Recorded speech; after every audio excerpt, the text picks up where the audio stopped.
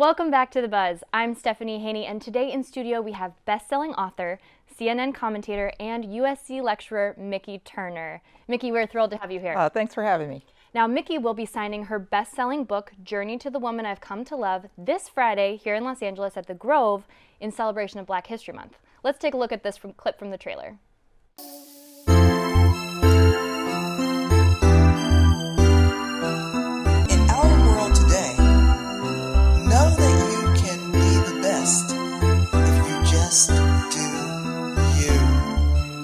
Now, Angela Davis, Angelina Jolie. Wow, yeah. These are just a few of the amazing women that you have access to in this book. How did you get these women to talk to you? A lot of them I did reach out to, but a lot of them were just happy accidents. Angela, I happened to have an interview scheduled with for another magazine.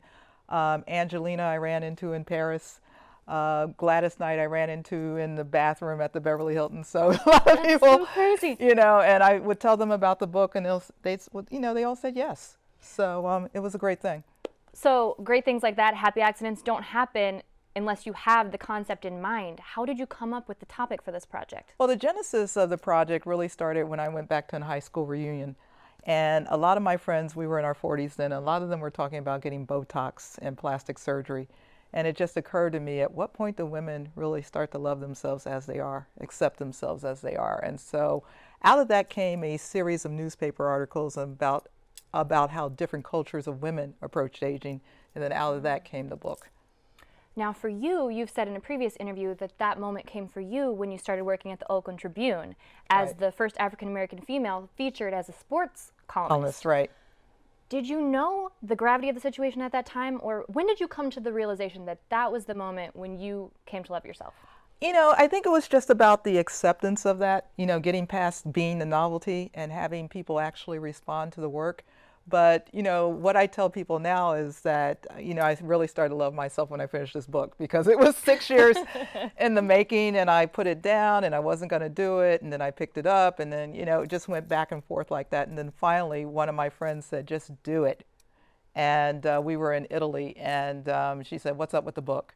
And I said, oh, just do it. And I went home 2 days early from Italy and finished it in 48 hours. So, wow. Yeah. That's pretty impressive. Yeah. So, coming from Ohio, right? To Ohio. OH10. That's right. All right. How does a woman from Ohio end up here in LA with all of this access, photographing some of the most famous women in the world? Well, I started out in sports, and around the mid-90s got kind of burned out on it, and a natural transition was to do entertainment, because I'd already had one foot in that industry. So I just went full throttle into entertainment and, made all these friends and contacts and acquaintances. And when I called them up and told them about the book, 95% of them said yes. There were people I really wanted who wouldn't agree, like Betty White's people wouldn't agree. Oprah gave me an answer to the question, but didn't approve the photo. Valerie Harper never got back to me. So, there were a lot of people that I did want, but just couldn't get. But I'm happy with the people I got, because it's a mixture of people you don't know, civil rights heroes of mine, and then, of course, the celebrities. I'm not an idiot. I knew I had to have them in the book to even make it sell. But the woman on the cover, no one knows really, except for people around her community. And she's the first African-American female graduate of the School of Metallurgical Engineering at MIT. I don't know what metallurgical engineering is, but... Me neither. We're going to have to Google that. Yeah. Do you have any advice for aspiring authors and journalists trying to break into your world? I went through a series of agents trying to sell this book. And when we were probably about in year 2 of trying to get someone to publish it. And then I met this Italian billionaire who said, why don't you just do it yourself and keep all the money? And I was like, hey, all right. So if any advice I could give, it would be like, do it yourself and keep all your money, so that you don't have to answer to anyone. But, make sure it's right, make sure it's good. Make sure you've got something that people are going to want to see and that will resonate with whoever you're trying to reach. If you build it, they will come. If you build it, you will come. Yes. Yes. So what's next for Miki Turner? Well, this week or next week, I'm working on this big project, The Women of Annenberg, which includes all the faculty, staff, and even the custodial workers here here in Annenberg, and we're going to feature their portraits on the digital screens here. And after that, more homework because I'm now in school myself.